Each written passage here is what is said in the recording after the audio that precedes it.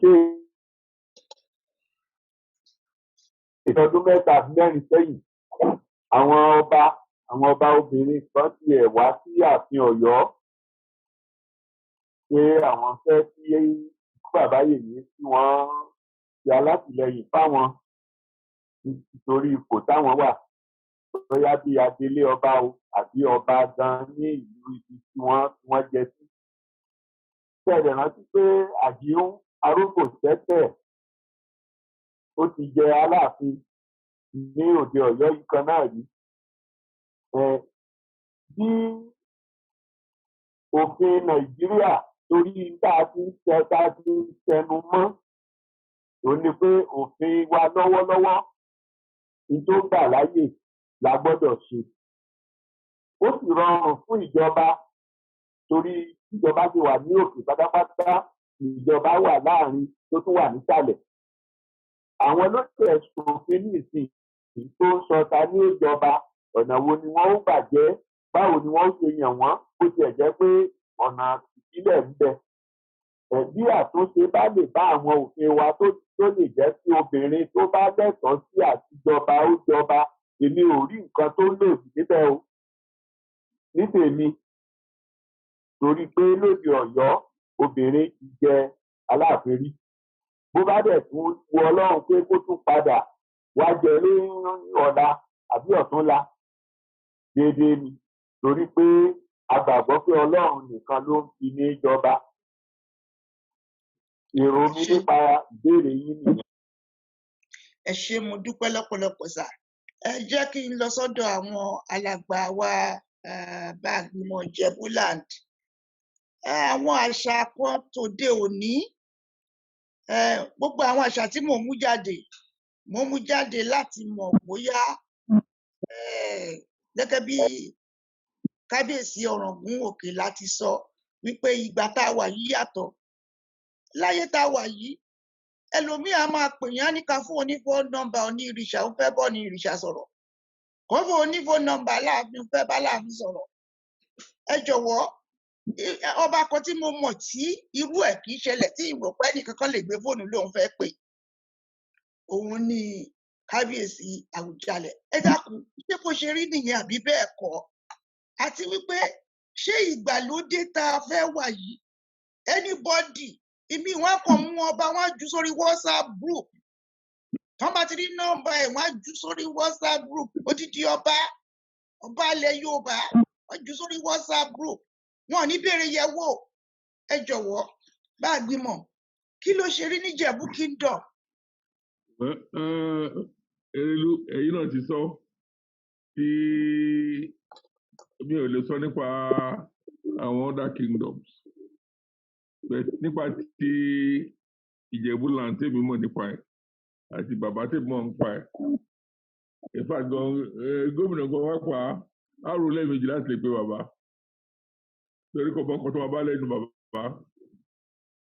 President Nàìjíríà gan wá pa àrò lẹ́ẹ̀mejì láti lè pe bàbá torí kò bọ́kọ̀ tó wà bá lẹ́nu ẹ̀. Ó ṣe wọ̀ àwọn ọmọ ọba àti àwọn ọmọ bàbá lọmọ nọ́mbà wọn ló lè pè wọn ọdẹ gbọ́dọ̀ gbọ́ pé a fún èèyàn ní nọ́mbà wọn lọmọ máa fún èèyàn láti kọ́kọ́ pè wọn ká béèrè àgbà àṣẹ lọ́dọ̀ wọn láti lè fún wọn ní nọ́mbà wọn. Màá fẹ́ sọ ìtàn kékeré kan tí ò tí ì pẹ́ ọdún méjì sẹ́yìn kí senate president nígbà yẹn tó bá wá sí ojúde ọba wa torí pé APC àti PDP wọn jọ ń fa kòrákù fúnra wọn. Wọ́n ní torí ẹ̀ àwọn kan sọ pé àwọn òṣèlú ní Sàràkí ò gbọ́dọ̀ wá sí Ìjẹ̀bú. Bàbá dẹ̀ sọ fún wọn pé ṣé APC ní ojúde ọba ni àbí PDP ní ojúde ọba. Ìgbà náà bá lè rí bàbá bá sọ̀rọ̀ lè rí bàbá mú wọn ní pátì làwọn máa mú. Pátì ló ń kọ̀wé pátì ló ń pè wọ́n. Ó dẹ̀ ní ọ̀rọ̀ mi iṣẹ́ ni o iṣẹ́ tó rán mi lèmi ń jẹ́ gbogbo tí wọ́n tó sọ́gbà yẹn ẹ̀jẹ̀ máa ẹ̀jẹ̀ ẹ̀jẹ̀ máa ṣàn òkú máa sùn kí ni wàá yí kọ́kọ́ kábíyèsí ni ẹni tó bá tó bẹ̀ nu wọn kó máa bò ó jẹ́ ó ní bàbá wọn lọ́wọ́ fi fọ́n fèrè ní o àbí kí àdẹ̀dúpẹ́ lọ́lọ́run àìṣe ojú ìjọba yẹn lọ́dún yẹn. Èèmù gan olórí orílẹ̀-èdè pé láti pe bàbá yìí pé òun ò dọ́wọ́ sí gbogbo ọ̀tọ̀ ń gbọ́ gbogbo nǹkan tó ń sọ pé ń sọ o kò sí tó kọ̀ òun bẹ́ẹ̀ o. Gómìnà wa kò sọ torí pé bàbá ọ̀dà òun lóhùn oṣù fàákínní tó sọ fún èmi náà tèmi náà ti dà òun lóhùn. Ìgbọ́n tí mẹ́fà yọ ni pé àwọn ọba wa wọn láti mọ agbára wọn wọ́n dẹ̀ láti mọ báwọn máa ṣe lo agbára wọn. Gẹ́gẹ́ bí kábíyèsí agbára rẹ̀ ṣe sọ àwọn bàbá wa ó ní àwọn kábíyèsí wa wọn gbọ́dọ̀ máa jẹjẹkújẹ wọn gbọ́dọ̀ máa jẹjẹkújẹ wọn dẹ̀ gbọ́dọ̀ máa rìnrìn kúrìn wọ́n dẹ̀ láti jẹ́ olórí tó mọ ẹ̀tọ́ àwọn ará ìlú nǹkan tó máa tún ṣe tó yẹ pé ìlú máa lọ sókè yẹn ṣe mọ̀ pé àwọn kan láyé àtijọ́ rú láyé àtijọ́ yìí ti wọ́n láti bọ́ba kú tí ọba wa ti wàjà lọ́rọ̀ ìkọ́kọ́ náà gbẹ́sẹ̀ lẹ̀ nìyẹn kò yí ṣe ń sìn láti àwọn ṣe agẹ́gẹ́ bí kábíyèsí ti sọ culture is dynamic. The dynamism must be our focus because Babanika dúró sígbà tí àná nílé sọ tèmi àdẹ́lẹ̀ ewu tọ́lá. Ẹ ṣé mo dúpẹ́ mi ò mọ̀ bóyá ọba lúbú mi ò mọ̀ bóyá you have joined us I can't see any here any indication that you are with us. If you have, please indicate. I can't see your name on the screen. So the Obaluru Ọbàtálá of Ifẹ̀ tó bá ti darapọ̀ mọ́ wa ẹ dákun ẹ jẹ́ kan dúró fún ìṣẹ́jú kan. Are you with us? Ó dàbí pé wọn sì lágbo. Ẹ jẹ́ kí wá tara ṣàṣà kí n lọ sí agbo bàbá rí àwọn tó fẹ́ béèrè àwọn tó fẹ́ sọ nǹkan kan ẹ jẹ́ kí n bẹ̀rẹ̀ sí pé àwọn tí mo rí lórí àpèrè wọ̀nyí. Ó dáa alàgbà ẹni tí n bá pè tí wọn bá ní ibi tán bá ní tán fẹ́ sọ ẹ dákun kò nídìí kẹ́ sọ̀rọ̀.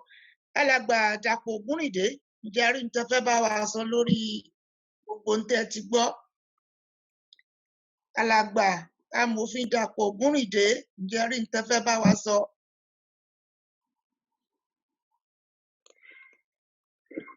Okay. Alàgbà Ògúntólú ẹ máa gbára Nothing for today, ma. I'll just be observing and listening today. You're very kind. Thank you very much indeed. Yes. So let me go straight on to somebody else. Junaid Adiola, anything to say? Junaid Adiola, anything to say? Nothing, ma. Àwa láti kàn wá observe ni gẹ́gẹ́ bí brother mi ṣe sọ. There are so many things to be learned. So nǹkan tí a wá fún lè nìyẹn. Thank you very much. Maybe some other time. Okay, Abayomi Ogunlolu, anything to say?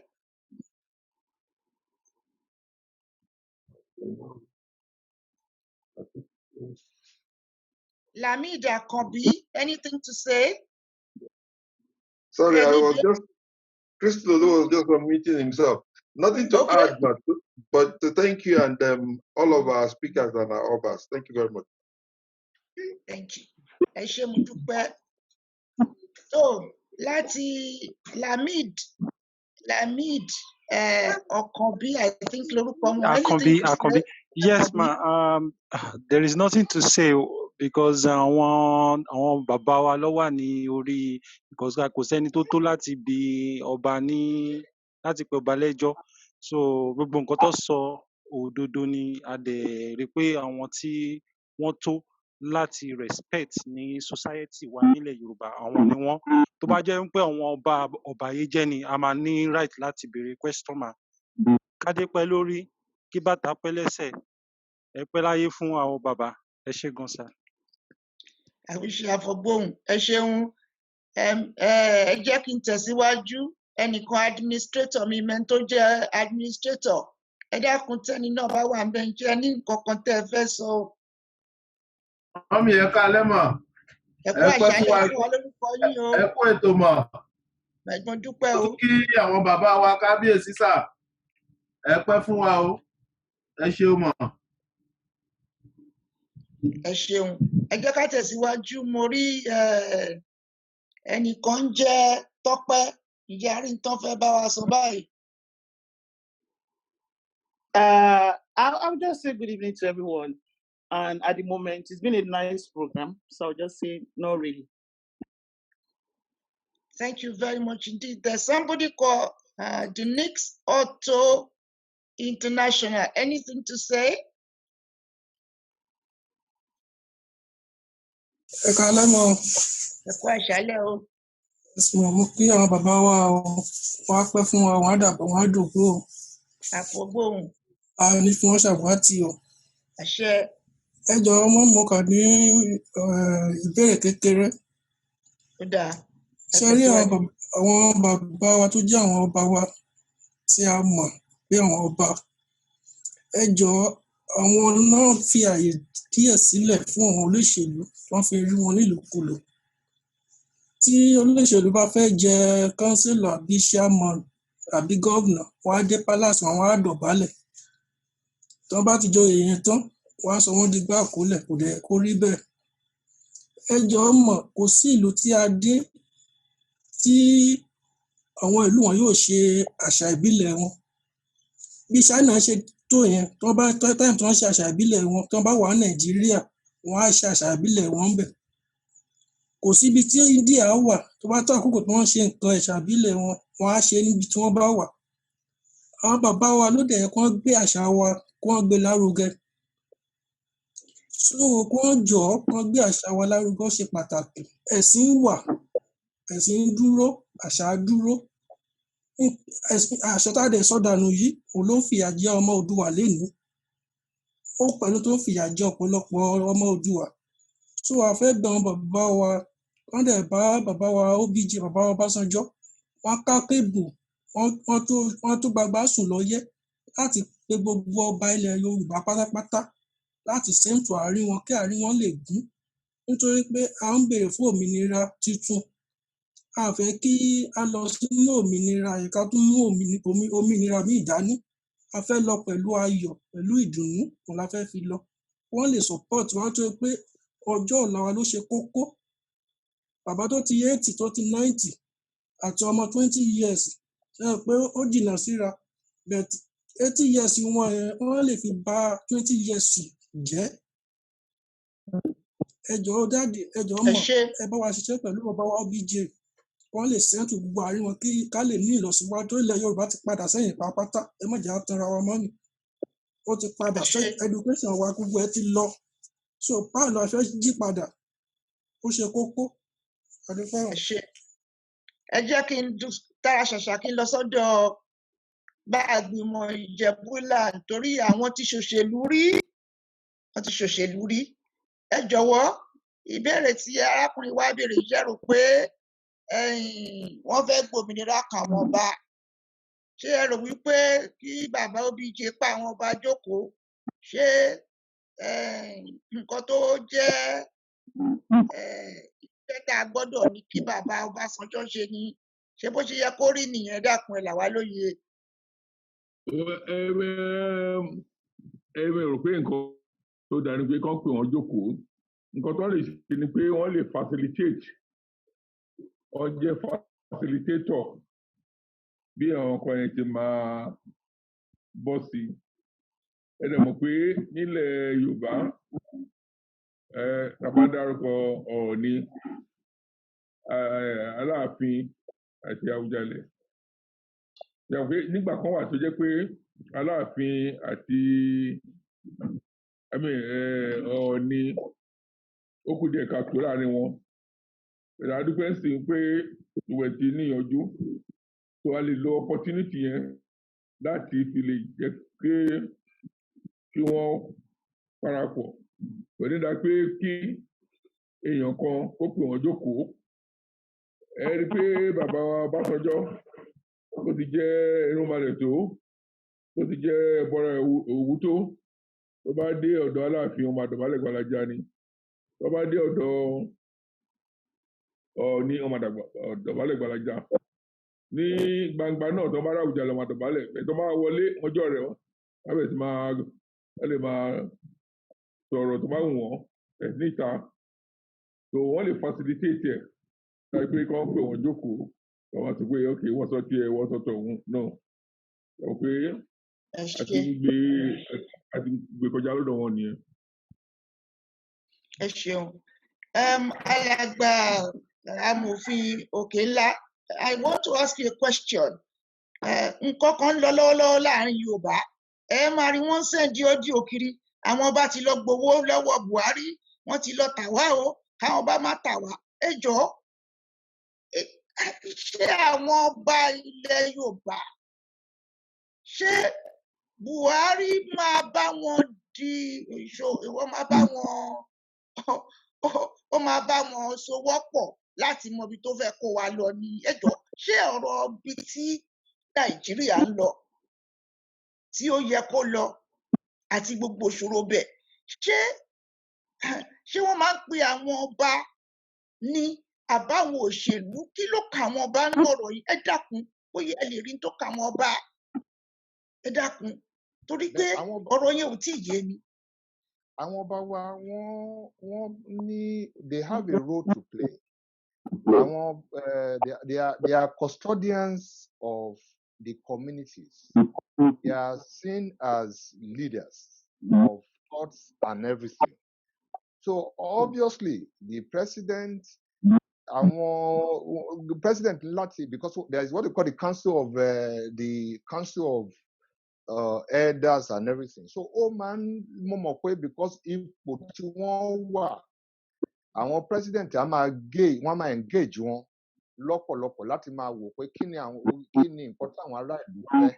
So ó necessary in a democratic setting pé kí àwọn leaders even the president at that level to consult with them. So about consultation. So I think is a special regard for them that we can láti máa consult pẹ̀lú wọn because tá a bá lè consult pẹ̀lú wọn báwo la ṣe fẹ́ mọ̀ nǹkan táwọn ará ìlú fẹ́.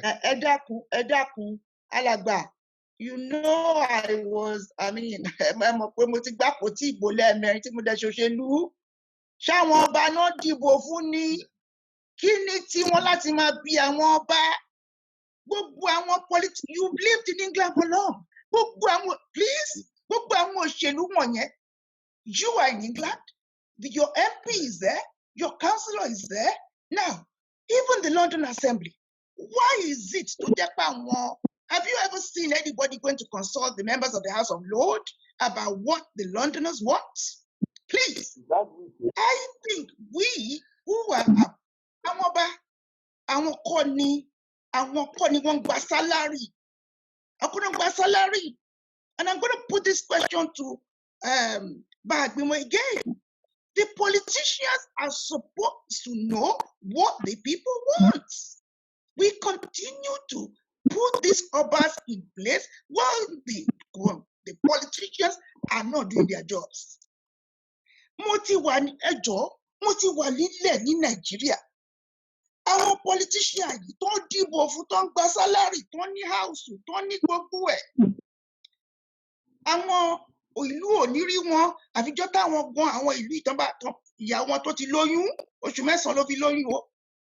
Tí wọ́n rán ọmọ ṣe máa sanwó hospital fún máa lọ bá senator. Ẹ jọ̀ọ́, I'm going to go to somebody who has been a politician because I've been a politician. This is my 36th year in a party in England. And if you want to call anybody to dìbò fún, this is democracy gone mad. Wọ́n dìbò fọ́ba. Mo fẹ́ bi yín kí ni iṣẹ́ àwọn òṣèlú. I want to come to you, Bagbimo. I don't like the sound of àwọn ọba. Kí ló kàn wọ́n? Àwọn náà dìbò fún ni. When you were voted in, I was voted in to represent my constituency. Yes, so I don't understand this structure because we have members of the House of Lords tó similar sí àwọn ọba ní United Kingdom. But if you want to know what the people want, the citizens voted in the politicians, APC, PDP, CSSRO.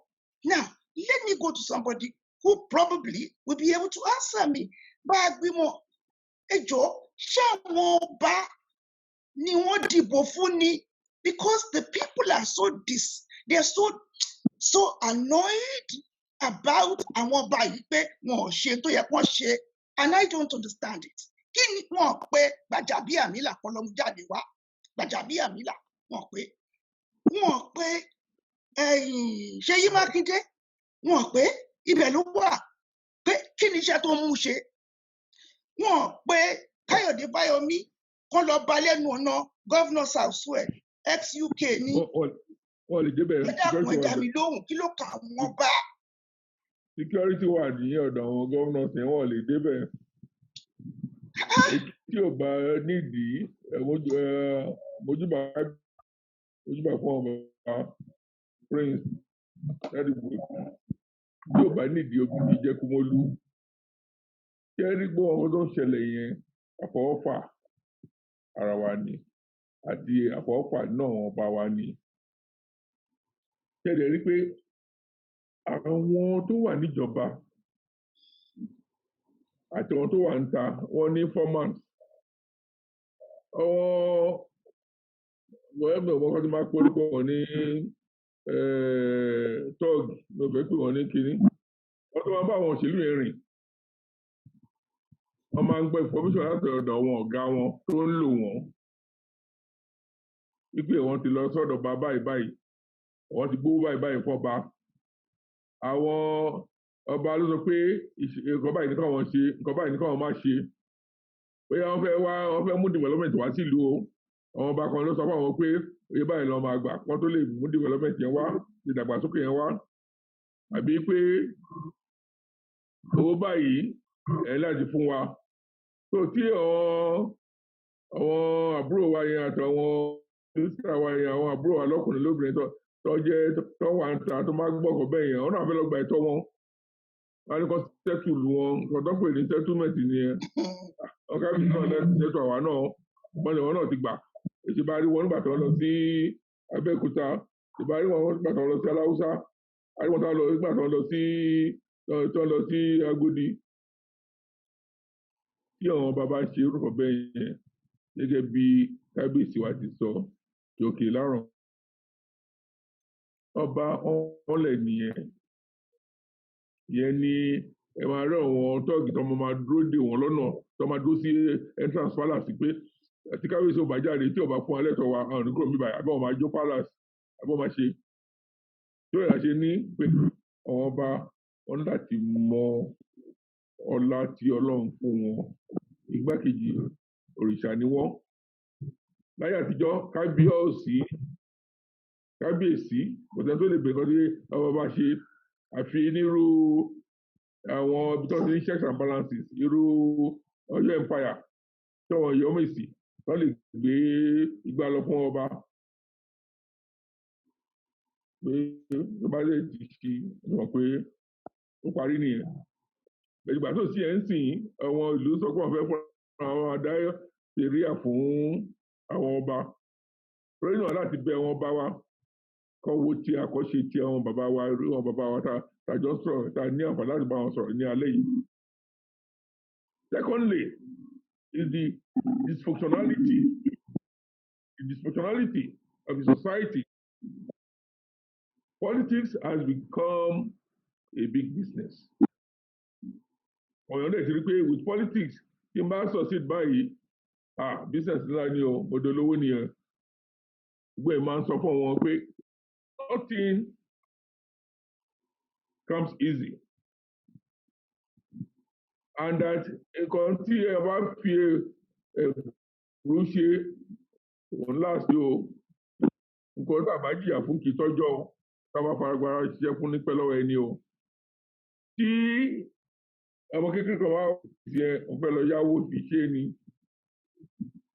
pé tó ń bá wọlé òun á rí capital òun òun á tún rí gain tí ó bá dẹ̀ wọlé òun á lọ commit suicide àbí òun á lọ jalè àbí òun á bẹ̀rẹ̀ sí máa gbogbo wọn ti máa fọ́ọ̀jì ìwé so society ló dysfunction yẹn náà láti yọ kúrò ń bẹ̀ adé láti wo gbọ́dọ̀ àjẹ́ sọ pé constitution yẹn adé láti ṣe constitution tó jẹ́ tiwa kì í ṣe tí àwọn èèyàn márùn kan àbí mẹ́ta kan tó rán sọ fún wa pé ọ̀jọ̀gbọ́n kan lójókòó ló kọ constitution yẹn in fact èmi dẹ̀ sọ nínú òwe tí mo máa ń kọ pé títí Ọbásanjọ́ fi dépò president Nàìjíríà kò rí constitution Nàìjíríà ti 1999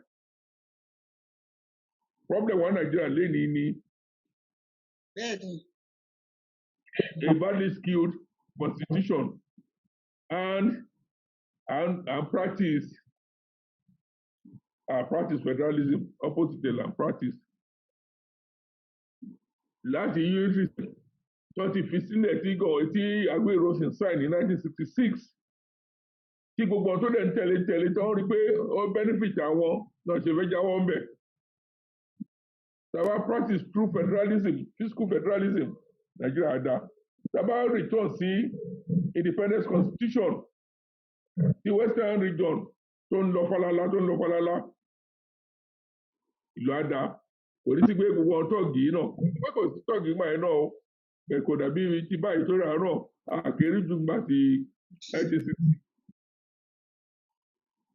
bẹ́ẹ̀ tó ṣe pàtàkì sí ni pé àwọn ọmọ wa àgbàdo ti rí gbọ́dọ̀ bàbá wa ń ṣe ọdún ẹ̀gbọ́n wa ń ṣe ọ̀nà ọ̀bẹ sí jẹmọ náà ti yọlẹ̀ tẹ bá bèèrè lọ́wọ́ ọmọ kékeré kan sí á ní ọ̀ tí jí nǹkan kan tí wọ́n bá débẹ̀ ọmọ agbé tí wọ́n bá rí gbé wọ́n á tún fi katapila wo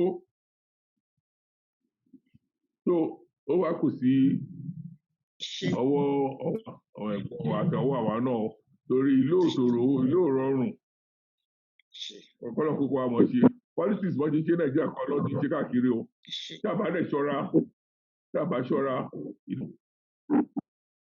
ẹ ṣeun ẹ jọ̀wọ́ mo kábíyèsí o kábíyèsí Ọ̀ràngún Òkè-Ìlà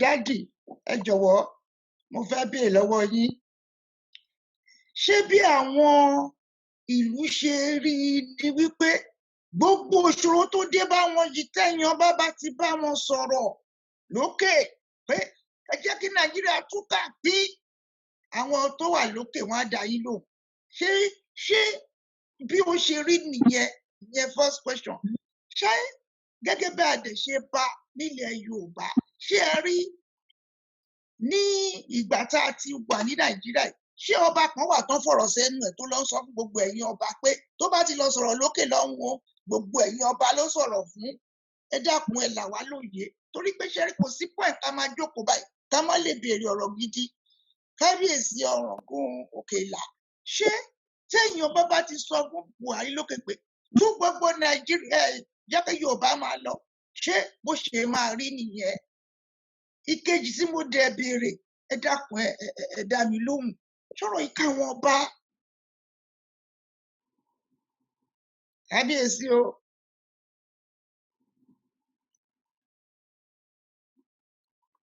ṣé wọ́n ti unmute báyìí kábíyèsí o.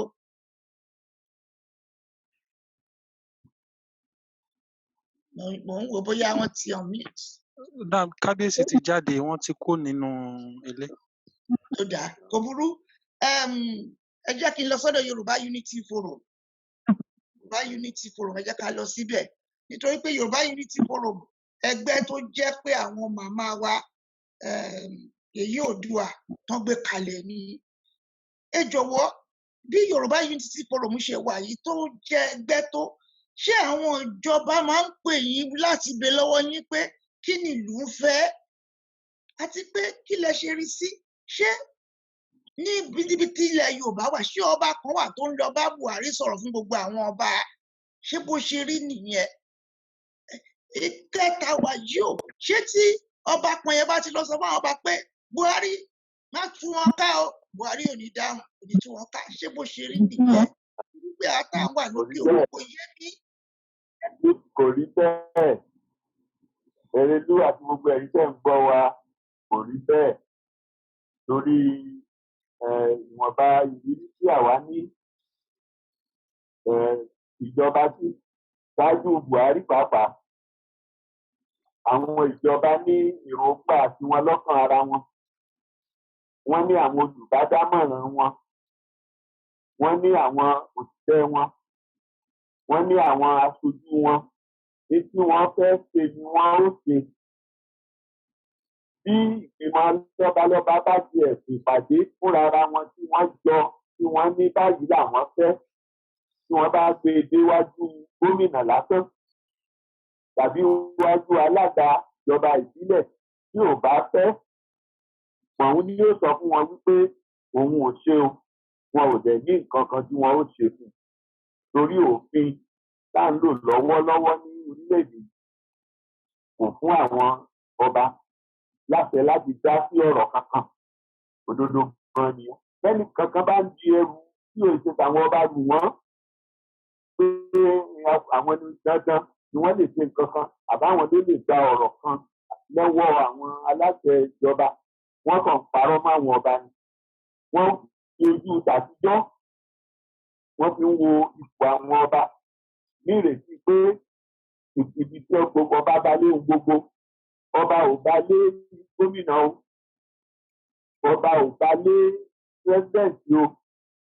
Kódà pàápàá fún nínú ìrírí tiwa, ọba gan láti rí i pé ó bá máa pàṣẹ tí ó tako tálága ìjọba ìbílẹ̀ ń fẹ́, àwọn ti jọ sọ láti lábẹ́ ilé tẹ́lẹ̀tẹ́lẹ̀ yìí. Nǹkan tó ń ṣẹlẹ̀ gan-an táwa mọ̀ nìyẹn. Àwa wọn ò ń pè wá bí ẹgbẹ́, ṣùgbọ́n tá a bá rí nǹkan tí ó wù wá, a ní ọ̀nà tá a gbà ń jẹ́ kí wọ́n mọ̀. Tàbá sì rí nǹkan tá à ń fẹ́ fún àwọn èèyàn wa, a ní ọ̀nà tá a lè fi jẹ́ kí wọ́n mọ̀. Nínú ká kọ̀wé sí wọn, ká ṣe àlàyé yẹn yékéyéké, tàbí bẹ́ẹ̀ bá kọ́ ká pariwo rẹ̀ síta tí gbogbo ayé gbọ́ táwọn èèyàn bá wa dá sí tí àwọn náà ó fi rí pé ní táwọn ará bí tí wọ́n ń béèrè ẹ̀tọ́ wọn ni ó sì yẹ ká ṣe. Àwa ti ṣerú ẹ̀ rí ní Yorùbá Unity Forum nígbà rí pé ìjọba Jonathan wọn ò fi ń fún àwọn ọmọ Yorùbá ní ipò tó yẹ wọ́n. Àwa ṣe àkọọ́lẹ̀ gbogbo ipò tí wọ́n kó àwọn èèyàn sí àti irú àwọn èèyàn tí wọ́n kó sí àti ibi tí wọ́n ti wá tí gbogbo ayé rí abẹ sínú ìwé ìròyìn agbéjáde fún gbogbo àgbáyé. Kò pẹ́ lẹ́yìn títí ní yìí jáde ni Jonathan fúnra ẹ̀ ló ránṣẹ́ pè wá pé nígbà tẹ́ rí gbogbo eléyìí ẹ̀ tí bá ń sọ kẹ́ tó gbé jáde, àdẹ̀ sọ fún pé bá bọ́ sọ ń kọ̀rọ̀ o lè má gbà. Ìyẹn la fi gbé gbogbo ayé káyé rí. Ó dẹ̀ ṣàtúnṣe tó lè ṣe nígbà náà. Irú ìyẹn ń ṣẹlẹ̀ táwa mọ̀ o. Wọ́n ti pé ká di ẹrù ìjọba ẹrù àwọn ọba. Àwọn èèyàn sì ní o, kò rí bẹ́ẹ̀. Ẹ ṣé mo dúpẹ́. Alàgbà. Gẹ́gẹ́ bí sọ díẹ̀ sí. Mo gbọ́ yín. Ẹ tẹ̀síwájú. Gẹ́gẹ́ bí bàbá wa ti sọ, kí ẹ rí iṣẹ́ ìjọba torí àwọn náà ti wà ní ìjọba rí, Ọlọ́run kó ṣàánú wa ni. Adití ló pọ̀ jù ní iṣẹ́ ìjọba. Àwọn ìṣùkọ́ wà ń bẹ̀ tó máa ń tì wọ́n tó yẹ pé tó máa ti débẹ̀ wọn fẹ́ máa gbọ́ tayé mọ́. Nǹkan tó wá fẹ́ gbọ́ lọ́fẹ́ bẹ́ẹ̀ sọ pé ẹ mọ̀ ọ́ sọ ẹ mọ̀ ọ́ ṣe bọ́ máa ṣe gẹ́ẹ̀tì rédíò yẹn lọ́mọ máa wá. So wọn fẹ́ kéèyàn sòótọ́ ọ̀rọ̀. Ẹ rí pé gbogbo tó ń lọ lórílẹ̀‐èdè yìí ń sìn. Èwo ló fa làákàyè wá? Gbogbo tó ń ṣẹlẹ̀ tí rògbòdìyàn wà káàkiri, insecurity, economy o, education o, culture o, tradition o, gbogbo ìwà orúkọ lẹ̀. Ẹ wo ó sì security Nàìjíríà ta ló safe Ọlọ́run kan ló lè safe wa. Adé sọ fún lórílẹ̀‐èdè wa pé ẹjọ́ tó Ọlọ́run àwọn tó wà mí láti ọdún 5 sọdún 6 yìí ẹ jẹ́ kán lọ sí mi. Tí ò bá jẹ́ bẹ́ẹ̀ ẹ má bínú o, tí ò bá jẹ́ bẹ́ẹ̀ ṣé àwọn ọ̀daràn ọ̀dágún wọn á ní agbára láti lọ sílùú ẹ̀rọ mọ̀ pé president ó wà nílùú ẹ̀ kọlọ̀ kó 333 children teenagers ẹ̀rí pé nǹkan burúkú nìyẹn ẹjọ́ mi ò ní fẹ́ kúrò lórí program yìí torí ó ní mo ní column kan tí máa ń kọ sí paper ní every Thursday the production ẹ̀dẹ̀ ti late tábàdí kan wá sọ̀rọ̀ Nàìjíríà yìí ọlọ́run kókó àmọ́ ṣe bẹ́ẹ̀ àwọn olórí èmi sọ pé leadership ni problem one country a mọ̀ pé a ní followership problem o but ẹ rántí gba Murtala táwọn tó jọ ṣe bó ṣe wù ìgbà tí Buhari jẹ́ tó ti Kwara kí wọ́n ti ń pè ìdí àgbọn ẹ rí i pé discipline wà nílùú bẹ̀ẹ́ nísìnyí àwọn ọmọ politicians yẹn kọ́ máa sọ fún ọ̀gá wọn pé ọ̀gá ẹ lọ jókòó àwọn ló gbé ẹ jáde kúrò ẹgbẹ́ kúrò lẹ́gbẹ́ kan ẹ fún wa lówó ẹ jẹun sókè ẹ sọ̀rọ̀ sókè ọ̀kanú wa ọba wa ọlọ́run àtúbọ̀ wa lọ́rọ̀ ẹ̀mí wọn wọ́n á yìí bá wa ṣe é tó yẹ pé Nàìjíríà yà á túbọ̀ tòrò gbogbo nǹkan táwa rí nígbà táwa kékeré láì lè padà sórílẹ̀-èdè yìí torí tí bá ní kò sú mi ó sú mi o.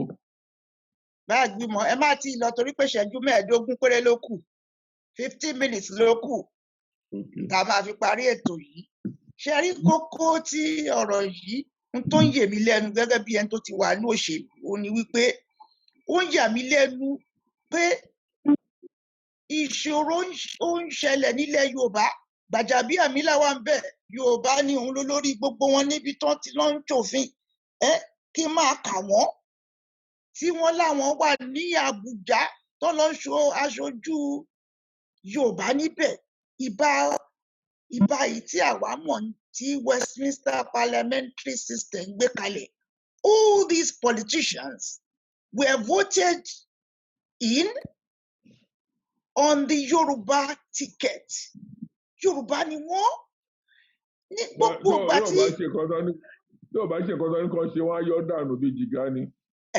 ṣe rí gbogbo ń tà ń sọ yìí òun ló yẹ kí a jẹ́ káwọn èèyàn wa kan fi ilé education ẹ wo Báàgbìmọ̀ láìpẹ́ yìí conservative lèmi láìpẹ́ yìí àwọn kan kóra wọn látòdìdí Nàìjíríà wọ́n dorí kọ́lé queen wọ́n làwọn fẹ́ rí queen àwọn Yorùbá èmi ò mọ bí tó ti jáde in the end wọ́n lọ sí parliament ẹnìkan yọjú sí wọn gbogbo àlàyé tó ń ṣe kalẹ̀ pátápátá kò tiẹ̀ yẹ ẹni tó ń sọ fún ẹ̀wọ̀n Fúlàní pa àwọn wọ́n rẹ́pù àwọn kinní kan kọ́lẹ́gì mi ẹ wá bèrè pé ṣé kò sí representative ní agbègbè táwọn people yẹn ti wà ní so my question is this. Is there not a need to let Yorubas know? Stop calling an Oba. Leave the Obas alone. Face your politicians. Face them. Why are you not facing them? One law competition. There's nothing wrong in competition was in parliament. UK parliament, the committee don't consider petition. It's a new committee. It considered their petition. Ó dey appropriate akáfìyàn lẹ̀. Now, wọ́n á competition sí United Nations, wọ́n á competition sí kinní kan. Ẹ jọ̀ọ́, ṣé kò sí system ní Nàìjíríà tó lè fi competition nípa Gbajabiamila ránṣẹ́ sí Buhari ni pé àwọn pé kò dáhùn. Bẹ́ẹ̀ náà ni lọ́ ti ń pe alàgbà wa aṣíwájú tó jẹ́ Yorùbá. Gbogbo àwọn Yorùbá tó ń pè kò dá wọn lóhùn. Now, wọ́n fà á síbi wọ́n ẹjọ́ ṣé wọ́n ṣe ń ṣòṣèlú nìyẹn torí pé tí bàbá aṣíwájú náà kò ń ṣòṣèlú as far as èmi concern is just an individual but Gbajabiamila ni ó bàbá wa Ọ̀ṣínbàjò ni ó àtàwọn Yorùbá tó kún gbogbo Àbújá yẹn kí ló mú wọn tó ń sọ̀kalẹ̀ wá bàálù sọ̀rọ̀ kò yé mi tó ṣe jẹ́ Yorùbá ni wọ́n. Kẹ̀rí ẹ má jẹ́ ká ṣe nǹkan tí àwọn àjọba ń pè ní ṣágo gbogbo president wa yẹn gbọ́ràn ṣé president gbọ́ta yé ni ṣé president gbọ́ta yé ni àbọ̀mọ̀ kan tó ń lọ ń lù tó wá dàbọ̀ kan tó ń lọ ń lù tí ó rẹ̀ dá sí ṣe kankan ni tí Gbàjàbíàmílà tó bá gbé sàárà ẹ̀ kọjá mọ́ṣáláṣí ajá ló máa jẹ́ so ẹ wo ètò ìṣẹ̀lẹ̀ láìpẹ́ yìí sì tán ní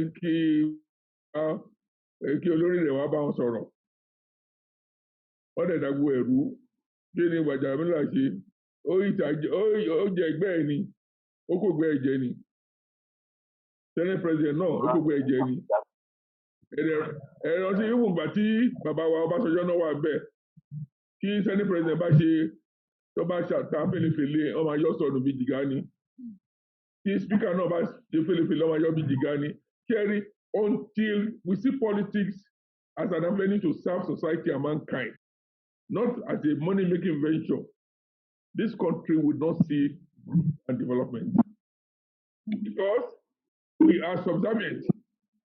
Nobody, in fact, okay, let me not say that. 90% of our people are not prepared to say the truth. They are not prepared to talk talk truth to power.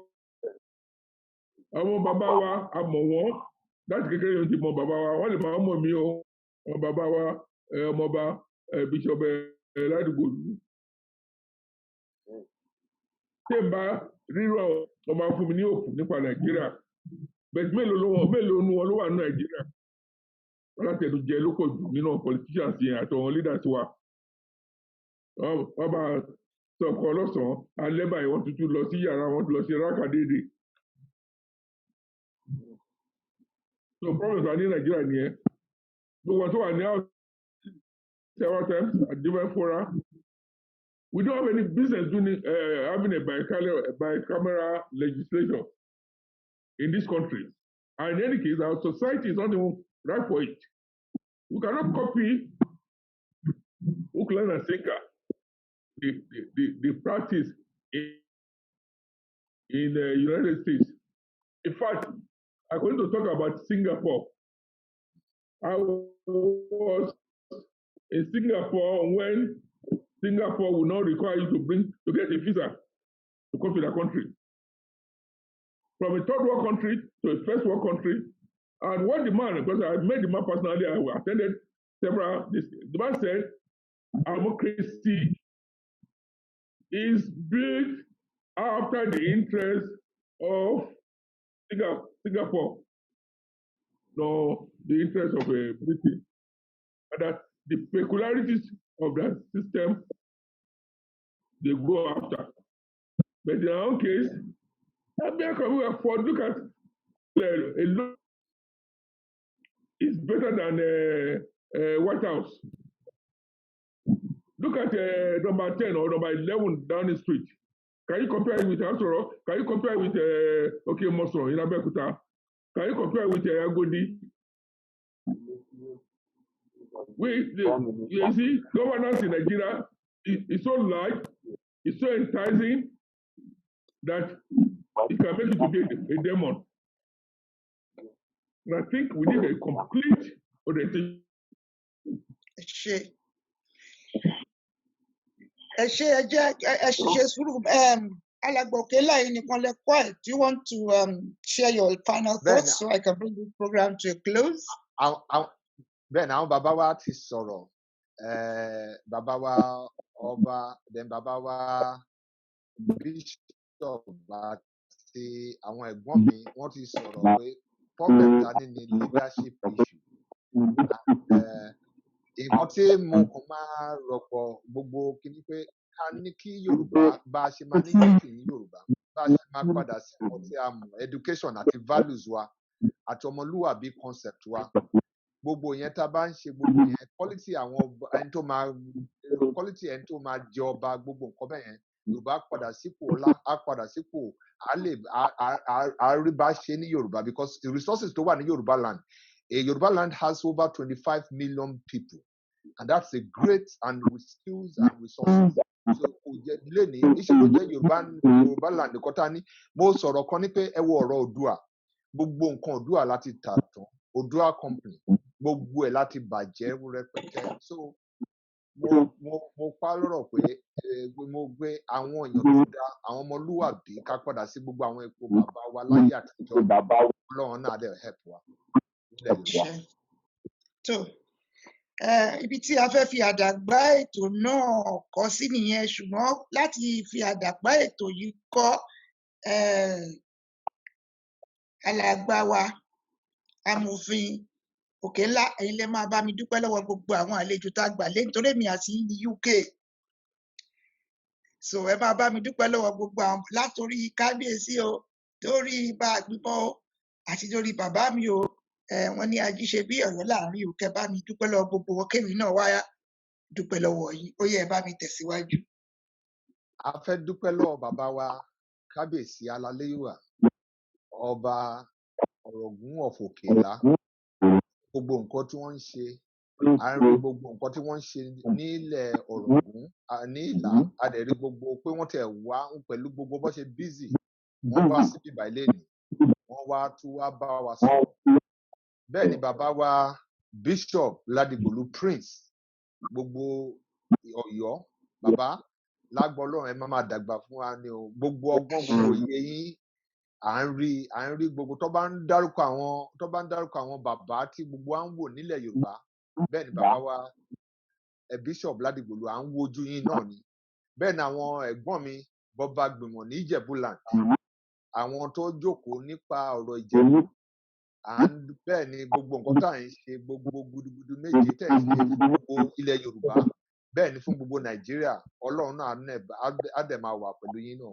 bẹ́ẹ̀ ni àwọn èèyàn wa tó wà lénìí tí wọ́n wá nípa ọ̀rọ̀ Yorùbá yìí tó ń dùn wọ́n náà àmọ́ tí gbogbo wọn wá síbí báyìí lénìí lágbọ́ Ọlọ́run lágbọ́rọ̀ Èdùmàrè Ọlọ́run á wà pẹ̀lú yín Erelú náà ẹ̀yin náà á dúpẹ́ gidi lọ́rùn yín fún gbogbo nǹkan tẹ̀ ń ṣe nílẹ̀ Yorùbá Olúwa náà á wà pẹ̀lú yín o ẹ ṣé púpọ̀. On that note, dear viewers and listeners, we come to the end of this episode. My gratitude to my last speaker, that is lawyer Káyọ̀dé Òkèńlá, who has a law practice in United Kingdom. Thank you for being here.